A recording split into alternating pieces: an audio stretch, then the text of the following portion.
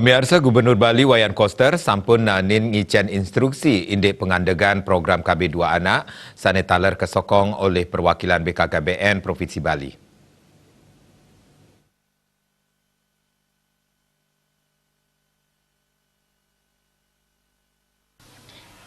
Manut instruksi saking Gubernur Bali Wayan Koster, mausang indik Krama Bali sida ngembasin oke langkungan kalih diri, kantos pat diri luwire antuk wastan wayan, made, nyoman, miwah ketut. Kuentenan punika manutin budaya lokal, sane pindah ke tetamian saking para leluhur, miwah para penglingsir Krama Bali. Pemargin KB2 Anak ring Bali, ngawinang wastan nyoman miwah ketut sayan punah. Nampenin instruksi punika Kepala Perwakilan BKKBN Provinsi Bali Catur Sentana dahat nyokong ring sajroning pemargin program Gubernur Bali indik program KB Krama Bali 4 anak nanging patut metetimbang manutin fisik utawi kesehatan, finansial, psikologis miwah sanetiosan. Pamidabdab antuk nincapang SDM mangda ngawit saking keluarga silit tunggil nyane antuk wates galah ngembasin anak alit. Pemargin KB Krama Bali pineh becik sani pindah ke Cihna pelestarian budaya lokal.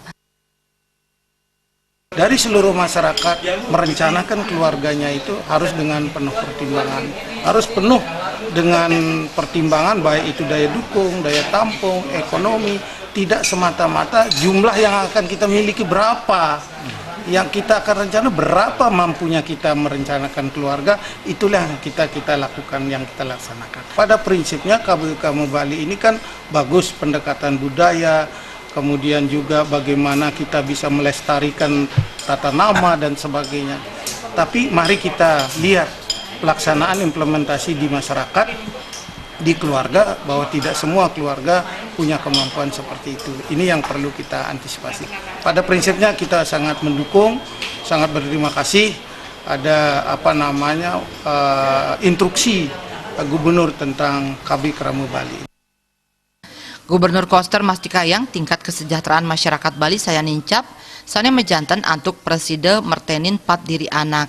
Tiosan punika pemerintah taler sampun nyaringin ngwantu melarapan antuk nagingin pabuat dasar krama indi kesehatan, pendidikan, umah, miwah, sane tiosan.